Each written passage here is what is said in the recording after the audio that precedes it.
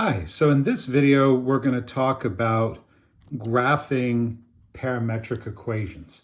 I'm going to be following along the examples that are in the section 9.5 notes. So to begin with, I want to talk about how to get the calculator into parametric graphing mode. You just press the mode button and then you'll notice you move down here. Function mode is your regular XY mode. Earlier this quarter, we talked about some polar coordinates and polar graphing.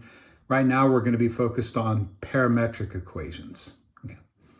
Now, parametric equations, as you've seen in the notes, are where you have x defined as a function of t and y defined as a function of t. So when we go to the window screen, you'll see a t minimum and maximum, an x minimum and maximum, and a y minimum and maximum. For the t minimum and maximum right now, I'll just put it at -10 and 10. For the x minimum and maximum, I'll put it at -6 and 6. For the y minimum and maximum, I'll put those at -4 and 4. That should be good at least to get us started with these graphing problems. Now, the first problem in the notes is it gives us the equations x equals t squared minus 3t, and then y equals t minus 1. Oh, there we go. So let's take a look at what happens when we graph this. And we're going to be comparing this to the graph of the next one. So keep an eye on the calculator as it graphs.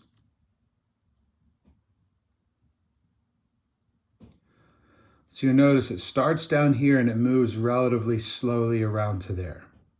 Now let's compare that with the next one, where we have y equals t squared plus 3t, and then y equals -t minus 1.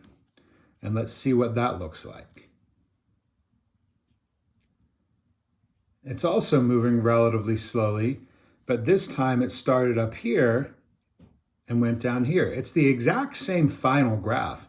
If you look at this graph and the graph from the last one after it's done, you would have no idea which one's which.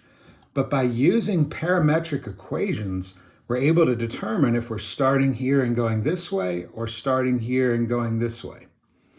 Now let's compare the first one with our last one here.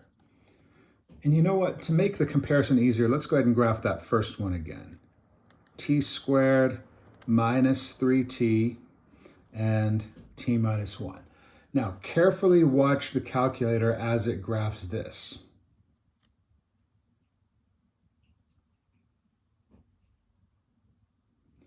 All right, now compare that to the graph of our third one.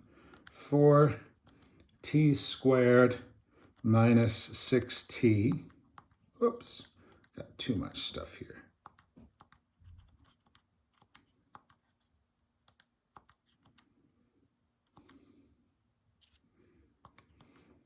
And then the next one is 2t minus 1. So compare that last graph with this one.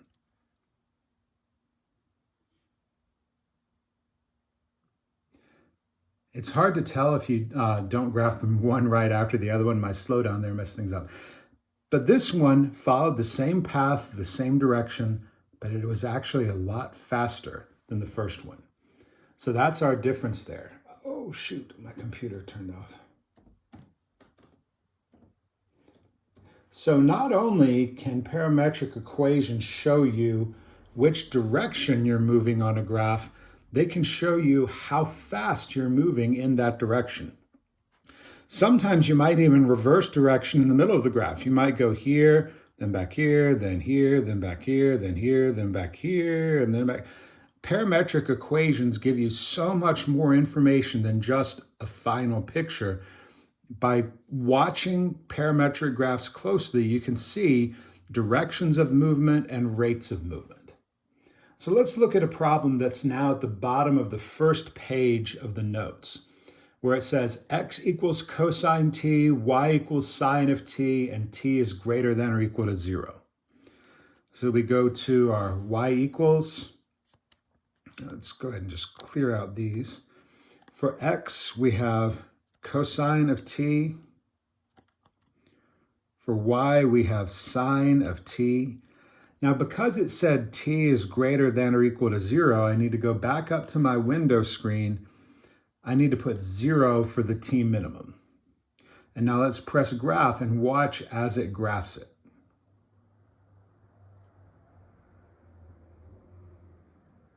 So here what we've got is a circle.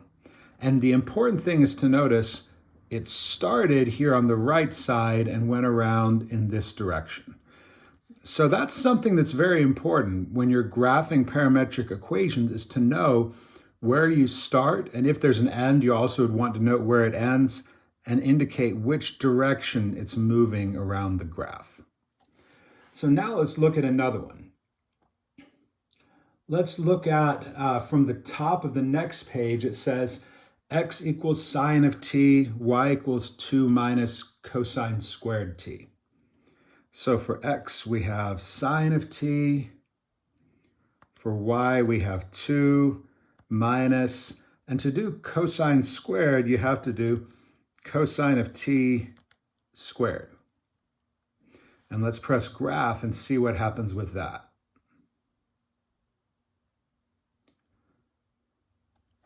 So here we've got one that's sort of bouncing back and forth between those 2 points.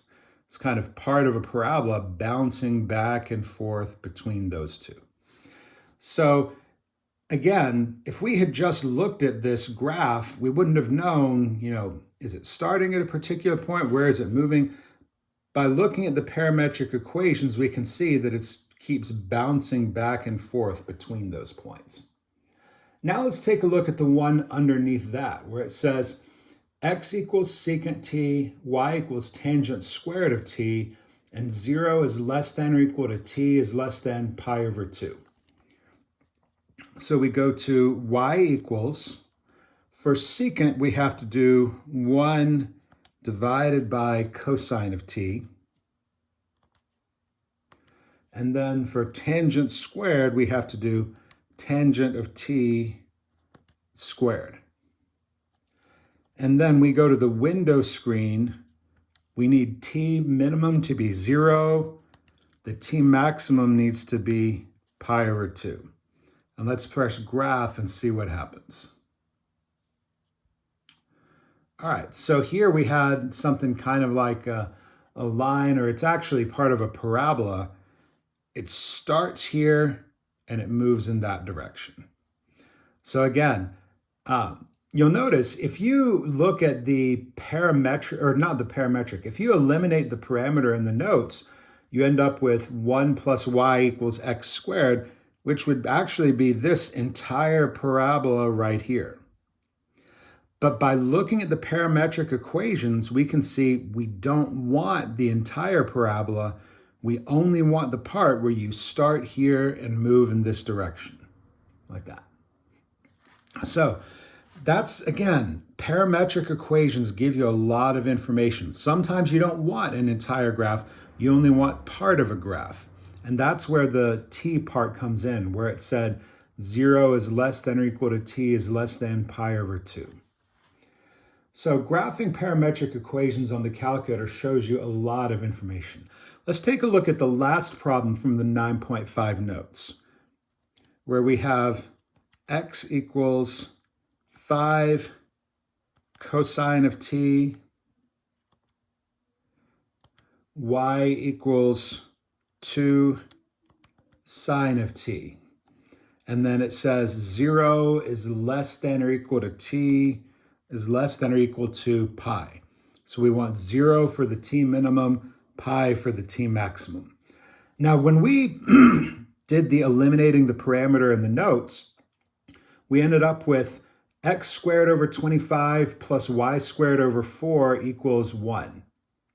So that tells us it's going to be an ellipse with a major axis horizontally from -5 to 5, a minor axis vertically from -2 to 2.